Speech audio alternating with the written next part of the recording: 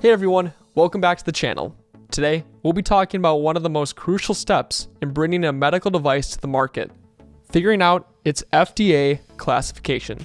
It might sound a bit technical, but trust me, by the end of this video, you'll know exactly how to classify your device and why it matters so much. So if you're developing a medical device, this basically sets the stage of how you'll navigate the FDA approval process, save time, reduce costs, and ultimately get your product to market faster. So let's get started. So first up, what are the FDA classifications that they use? So basically, the FDA uses 3 distinctive types of classes for defining medical devices. Each class outlines a level of risk that is associated with the medical device. And this basically means how much regulatory control is needed for the medical device.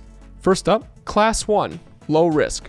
Think simple, like everyday devices, such as Band-Aids or tongue depressors. These often don't need a whole lot of oversight. Basically no 510K required for most of these devices. But however, these devices still need to follow labeling and good manufacturer practices. After that, we have Class 2, moderate risk devices. Here's where things get a bit more involved. Devices such as orthodontic aligners and diffusion pumps tend to fall into this class. Most Class 2 devices need to follow the 510K pathway to prove that they're similar to something already on the market. Finally, we have Class 3, high-risk medical devices. These are the big players: pacemakers, heart valves, anything life-sustaining or implanted. They require the FDA's strictest review process, called pre-market approval, otherwise known as PMA. This review process requires a ton of data to show the device's safety and effectiveness before launching onto market. Knowing which class your device belongs to isn't just a formality. It determines the entire pathway to approval. Part 2, how to research your device's classification. Okay, now that you know the basics, how do you figure out your device's specific classification? Easy. You use the FDA's own Product Classification Database. And here's how. First, you use the database to search for a similar device. Feel free to type in keywords related to your device's technology, use, or function. Number 2, find the classification code. Each device has a unique code, like NXC for orthodontic aligners. This tells you exactly what regulations apply, making it very easy to compare it to your own device. Number 3, look for a predicate device. If you find a similar device on the database that's already approved, you might qualify for the 510K pathway compared to the more rigorous PMA. This database is like your regulatory cheat sheet. It saves you tons of time and ensures you're on the right track. So keep it close. You'll probably need it. Now on to section 3, regulatory pathways explained. So basically you're an expert now, and you've nailed down your classification for your device.